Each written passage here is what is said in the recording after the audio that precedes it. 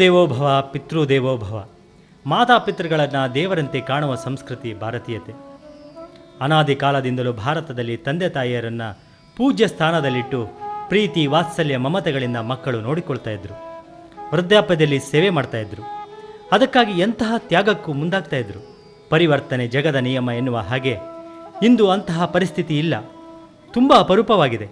ಇದಕ್ಕೆ ಕಾರಣಗಳು ಇಲ್ಲದಿಲ್ಲ. ಕೈಗಾರಿಕೀಕರಣ, ನಗರೀಕರಣ, ಔದ್ಯೋಗೀಕರಣ, ಜಾಗತೀಕರಣ, ಜೊತೆಗೆ ಸ್ವಾರ್ಥ ಮನೋಭಾವ. ಮಕ್ಕಳು ವೃದ್ಧಾಪ್ಯದಲ್ಲಿರುವ ತಂದೆ ತಾಯಿಯರನ್ನು ನೋಡಿಕೊಳ್ಳಲು ಆಗ್ತಾ ಇಲ್ಲ. ಪರ ಊರು, ಪರ ರಾಜ್ಯ, ಪರ ರಾಷ್ಟ್ರಗಳಲ್ಲಿ ಕೆಲಸ. ವೃದ್ಧರ ಸೇವೆ ಮಾಡಬೇಕೆಂದರೂ ಸಮಯದ ಅಭಾವ. ಇಂತಹವರಿಗಾಗಿಯೇ ನವಚೈತನ್ಯ ಓಲ್ಡ್ ಏಜ್ ಹೋಮ್. ವೃದ್ಧರು ಮಕ್ಕಳ ಹಾಗೆ. ತುತ್ತು ತಿನ್ನಿಸುವುದರಿಂದ ಹಿಡಿದು ಸ್ನಾನ ಶೌಚಾದಿಗಳನ್ನೂ ಕೂಡ ಮಾಡಿಸಬೇಕಾಗತ್ತೆ. ಮನಸ್ಸಲ್ಲಿ ಶಕ್ತಿ ಇದ್ದರೂ ಮುಪ್ಪಾದ ದೇಹ ಸ್ಪಂದಿಸಲ್ಲ.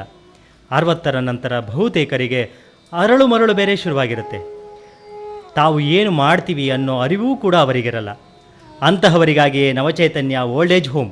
ಊಟ, ತಿಂಡಿ, ಸ್ನಾನ, ಬಟ್ಟೆ ಹಾಕುವುದು, ಔಷಧಿ ನೀಡೋದು, ವಾಕ್ ಮಾಡಿಸೋದು, ಮಲಗಿಸೋದು ಎಲ್ಲವನ್ನು ಬಹಳ ತಾಳ್ಮೆ ಪ್ರೀತಿಯಿಂದ ಮಾಡಬೇಕಾಗತ್ತೆ.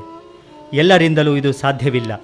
ಸ್ವತಃ ಮನೆಯವರಿಂದಲೂ ಸಾಧ್ಯವಾಗದೆ ಇಂತಹ ವೃದ್ಧಾಶ್ರಮಗಳಿಗೆ ತಂದು ಬಿಡುವಾಗ ವೃದ್ಧಾಶ್ರಮಗಳ ಜವಾಬ್ದಾರಿ, ಕರ್ತವ್ಯ, ಹೊಣೆಗಾರಿಕೆ ತುಸು ಜಾಸ್ತಿಯೇ ಅಲ್ವೇ? ಸೇವಾ ಮನೋಭಾವ, ನಿಸ್ವಾರ್ಥತೆ, ನಿಸ್ಸಹಾಯಕರ ಬಗ್ಗೆ ದಯೆ, ಕರುಣೆ, ಅನುಕಂಪ ಇಲ್ಲದಿದ್ದರೆ ವೃದ್ಧಾಶ್ರಮಗಳನ್ನು ನಡೆಸಲು ಸಾಧ್ಯವಿಲ್ಲ. ಸಮರ್ಪಣಾ ಮನೋಭಾವದಿಂದ ಸತತ ನಿರ್ವಂಚಿತ ಸೇವೆ ಮಾಡಿದರೆ ಮಾತ್ರ ಇಲ್ಲಿಗೆ ಬರುವವರ, ಅವರ ಸಂಬಂಧಿಕರ, ಸಮಾಜದ ವಿಶ್ವಾಸ ಗಳಿಸಿಕೊಳ್ಳಲು ಸಾಧ್ಯ. ನವಚೈತನ್ಯ ಓಲ್ಡ್ ಏಜ್ ಹೋಮ್ ಈ ನಿಟ್ಟಿನಲ್ಲಿ ಈಗ ಬಹಳ ಚಾಲ್ತಿಯಲ್ಲಿರುವ ಹೆಸರು.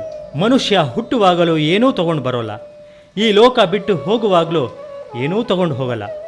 ಹುಟ್ಟು ಸಾವಿನ ನಡುವಿನ 4 ದಿನಗಳ ಬದುಕನ್ನು ಸಾರ್ಥಕತೆಯಿಂದ ಬಾಳಬೇಕು.